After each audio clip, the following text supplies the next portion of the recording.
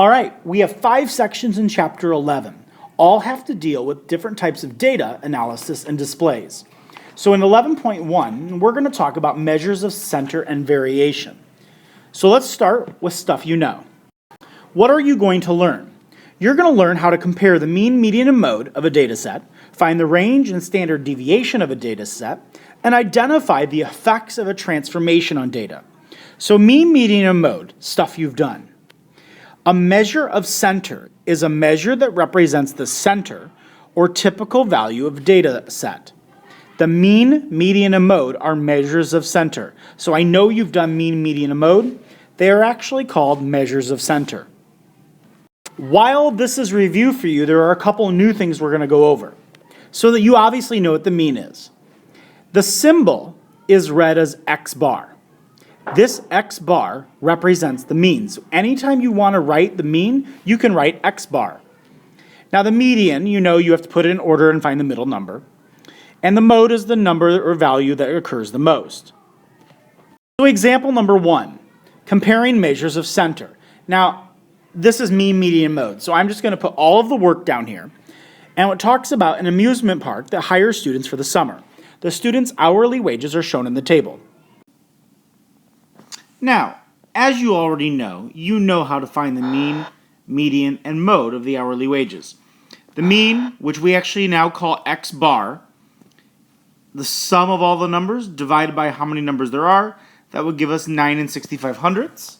The median is the middle number, and in which case we have 2 middle numbers. We find the mean of those 2 middle numbers, and the mode is the number that occurs the most, which is $8.25. So the question is, which measure of center best represents the data? Well, it would be the median, because the mode is less than most of the data, and the mean is greater than most of the data. Therefore, the median would be what we need to represent. Now, the next thing we're going to talk about is an outlier. An outlier is a data value that is much greater or much less than the other values in the data set.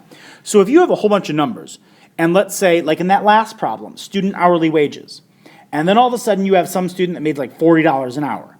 Well, that's much greater than the rest of the data. So the outlier would be that amount. So in example 2, let's remove that outlier. So let's use the example in data 1, example 1. We want to identify the outlier. How does the outlier affect the mean, median, and mode? Describe one possible explanation for the outlier. Now, if we looked at A, $16.50 is much greater than the other wages. So it is the outlier. So we identified it. So how does it affect the mean, median, mode?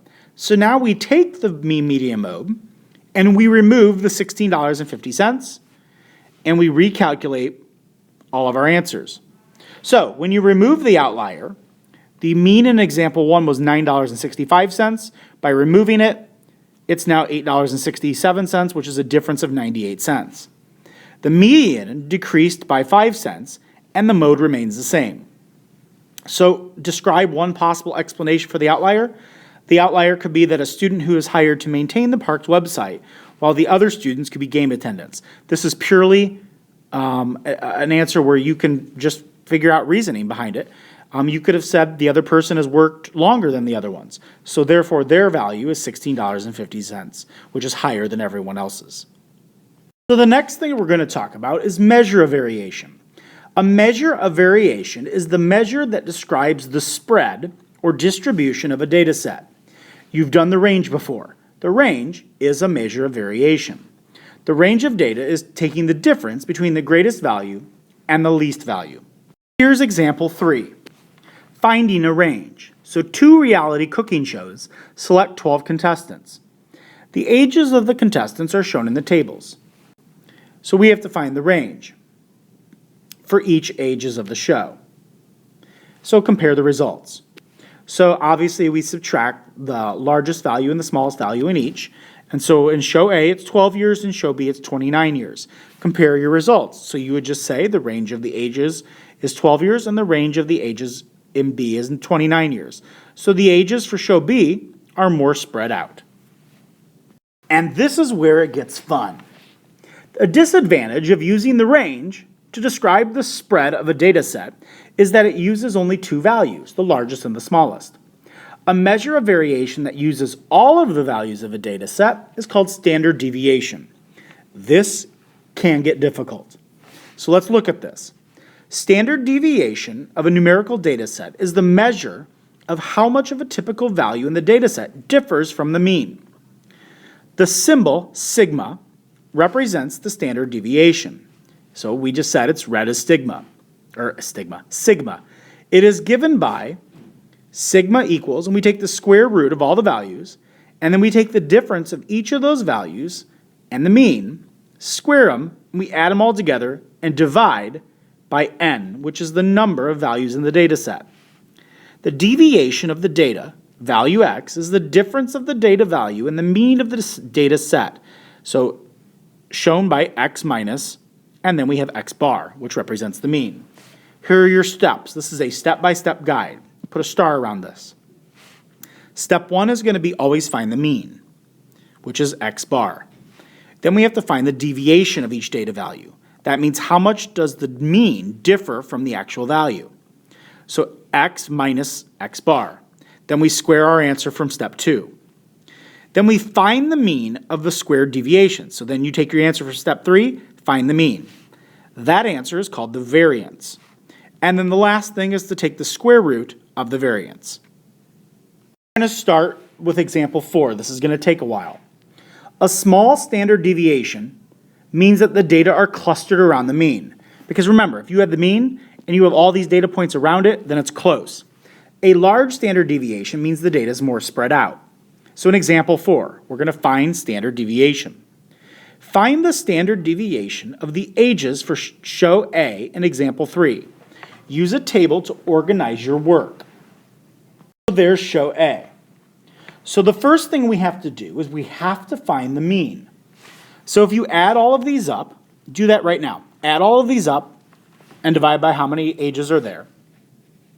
If you found the mean, it's x bar, which equals 25. Step 2 is find the deviation of each data value from the mean and the actual value. So we're going to take all of these values and subtract them from the mean of 25. Making a table will immensely help. So here's our table. So here's all the x values from the table up here. Here's the mean, all 25. We take x minus x bar, that's step 2. So if you just subtract them all, we get -5, 4, -6, -3, 0, 2, and so on. Step 3 then is to square your answers from step 2. So we take -5 squared, which is 25, 4 squared, which is 16. And you continue that pattern, squaring all of these differences to get this right here. Now, step 4 uses this entire long, huge thing. Now, what that means is we just take each of these, and this dot, dot, dot right here is called an ellipsis. This just means that it continues until you get to the very last answer. Then we add them all up. So all it says is find the mean of all these values. So we add 25 plus 16 plus 36, and the dot, dot, dot means it continues all the way to 36 at the end. Divided by all 12 numbers, we get a variance of approximately 17.7. Now the last step is using a calculator to take the square root of that 17.7. So all we do is take the square root. Now the best thing is rather than taking approximately 17.7 to actually take the square root of the actual value. It gives you more of a precise answer. So if you take the square root of 212 divided by 12, that's 4.2. So that means the standard deviation is about 4.2. What that means is that the typical age of a contestant on show A differs from the mean by about 4.2 years. So all that means is here's our 25. Each of the differences from all of these is approximately 4.2. We have another core concept. If we haven't had fun yet, we're going to have more fun. A data transformation is the procedure that uses a mathematical operation to change the data set into a different data set. So here's how it works. When a real number k is added to each value in the numerical data set, The measures of center of the new data set can be found by adding k to the original measures of center. So that means if you're given a whole bunch of values, we just add something to each of them, and we find the mean, median, and mode again. The measures of variation of the new data set are the same as the original measures of variation. The data transformations using multiplication. So this is addition, this is multiplication. When each value in a numerical data set is multiplied by a real number k, where k must be greater than 0, the measures of center and variation can be found by multiplying the original measures by k. So this is kind of like shortcuts. Rather than redetermining everything, we just go through and perform these operations. So let me explain. So we're going to go through considering the data in example 1.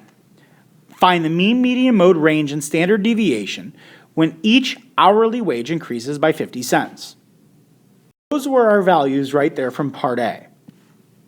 Now I'm going to increase everything by 50 cents. There they are. So if I increase everything by 50 cents, what's going to happen? So let's review what mean, median, mode were in example 1. Here they were. Mean, median, mode from example 1. Now if we had 50 cents, you could go through and redo all of this. But all we do is the measures of center. These are all measures of center. We just add it on. So we just add 50 cents to $9.65. You will get $10.15. The median, we add 50 cents. That gives us $9.20. And the mode, we just add 50 cents. That gives us $8.75. So once again, we just add the 50 cents on. That's it. But now we need to find the standard deviation and each hourly wage. Now the original range, if we subtract, is $8.25. Standard deviation gives us $2.61 if we figured that out. When you go by adding 50 cents to everything, in our core concept it says the measures of variation, range and standard deviation are measures of variation. They're the same. So the range is the same and standard deviation is the same. They do not change. So part B, we want to find the mean, median, and mode. And those are, remember, the measures of center. We also want to find the range and standard deviation. Now look at our core concept. It says when each value in the numerical data set is multiplied by a real number k, all you do is multiply the original values by k.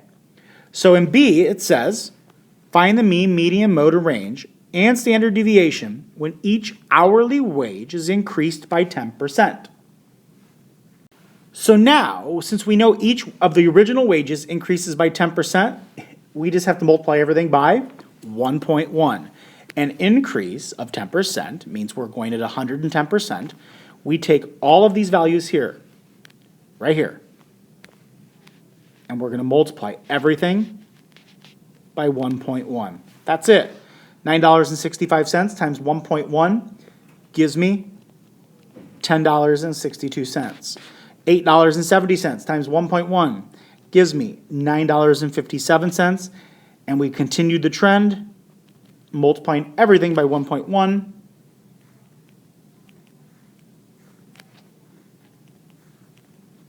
And we get these values.